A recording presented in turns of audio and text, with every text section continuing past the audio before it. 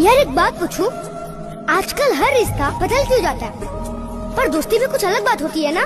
बिल्कुल यार, दोस्ती वो रिश्ता है जो खून से नहीं दिल से चलता है, जहाँ ना कोई शर्त होती है और ना ही कोई मतलब। सही कहा तुमने। अगर सच्ची दोस्ती हो तो दुख आधा और दोस्ती दुगना लगती है ना। और जब दुनिया मुंह मोड़ लेती है तब वही दोस्त पीठ थपथपा कर कहता है मैं हूँ ना तेरे साथ। यार दोस्ती मतलब वो साइकिल की सवारी, आधी टिफिन में लड़ाई और बिन वजह की हंसी। और आज जब सब बड़े हो गए हैं तब वही दोस्त पराया बन गया है।